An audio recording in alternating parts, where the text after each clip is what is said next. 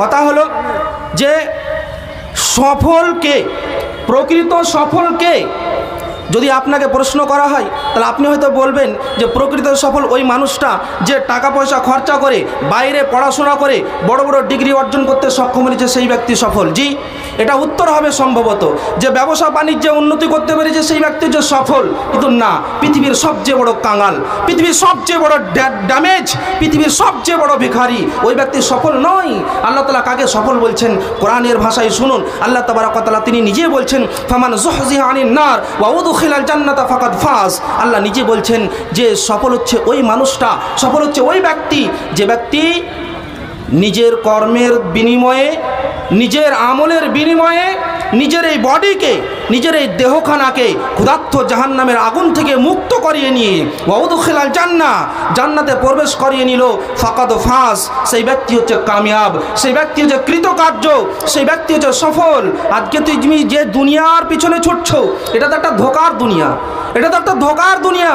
ওমাল হায়াতুদ দুনিয়া ইল্লা মাতাউল গুরুর।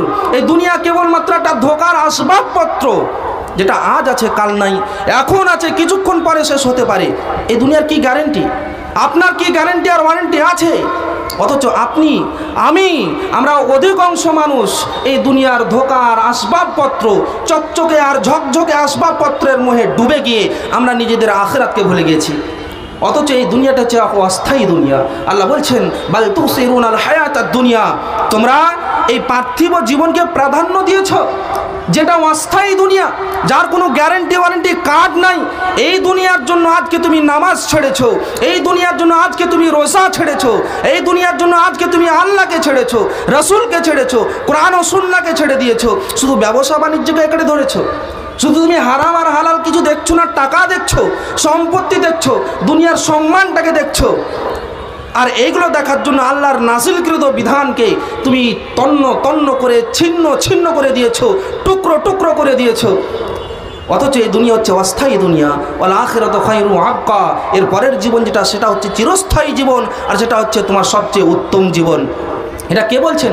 আল্লাহ তাবারক ওয়া তাআলা তিনি বলছেন, যিনি আখিরাতের মালিক, যিনি পরকালের মালিক, যিনি ইহজগৎ ও পরজগতের মালিক, যিনি রুজির মালিক, যিনি সারা বিশ্বের স্রষ্টা, তিনি বলছেন এই দুনিয়া হচ্ছে অস্থায়ী দুনিয়া, ক্ষণস্থায়ী দুনিয়া, কিছুক্ষণের মধ্যে শেষ হতে পারে। তোমার যেটা আখিরাত সেটাই হচ্ছে তোমার সর্বোত্তম চিরস্থায়ী জীবন। সেই জীবনের জন্য তুমি ভাবো। আজকে বন্ধু বড় দুঃখ লাগে যে আজকে আমরা দুনিয়ার জন্য, আজকে আমরা এই ক্ষণস্থায়ী জীবনের জন্য আমরা সব কিছু লিখিয়ে দিয়েছি, যত রকমের পরিশ্রম, যত রকমের ক্ষমতা, যত রকমের প্রতিভা, যত রকমের এমনকি ওভার ডিউটি পর্যন্ত করি শুধুমাত্র এই দুনিয়ার জন্য।